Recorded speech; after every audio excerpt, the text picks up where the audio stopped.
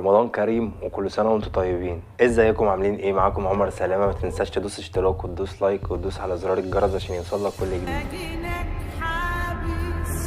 باذن الله احنا رجعنا نعمل فيديوهات تاني ان شاء الله. الحاجه اللي احنا هنعملها هتعجبكم. هنتكلم النهارده عن المداح، صابر المداح. عائلة المداح من قديم الأزل أصحاب لعنة وهيبة في نفس الوقت، لأن من خلال الإعلان اللي بيظهر دلوقتي بتظهر شخصية جديدة هيقوم بيها حمادة هلال، وهي شخصية الشيخ جاد. وجاد هو واحد من أجداد صابر المداح، واللي عاش حياة قريبة من المداح بكل تفاصيلها. ومن الواضح إن الشيخ جاد كان شخص مبروك وليه كرامات، ولكن أولاد إبليس استغلوه علشان يفتح ليهم مقابر مصرية قديمة، عشان الشيخ جاد والمداح من نسل زهري، يعني يقدروا يفتحوا المقابر المصرية القديمة اللي فيها كنوز وحاجات مهمة بكل سهولة. ومن الواضح إن الشيطان وأعوان الدجال بيدوروا على حاجة في المقابر المصرية القديمة علشان تكون سلاح في ايد الدجال. من الجايز ان السلاح ده يكون موجود في الصورة التانية اللي ظهرت في برومو المداح، واللي لاحظ ان هي عليها صورة لعين حورس اللي هي اصلا بتشير للدجال،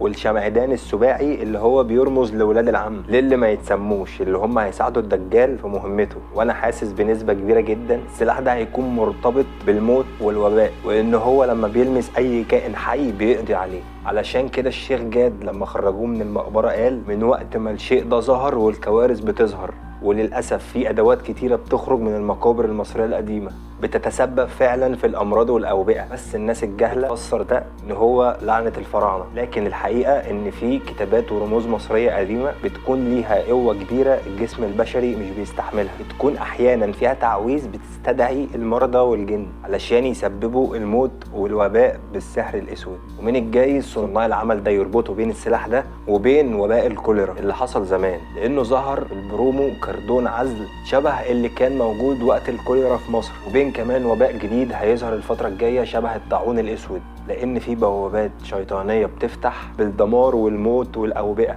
وبالدليل فيروس كورونا. لكن المرعب فعلا في البرومو إن خلال عصر الشيخ جاد سنة 1990 ظهر خالد الصاوي في هيئة عالم آثار علشان يقنع الشيخ جاد إن هو يفتح مقبرة فرعونية.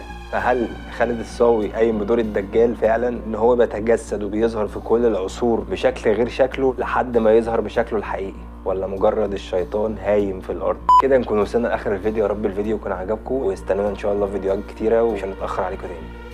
سلام.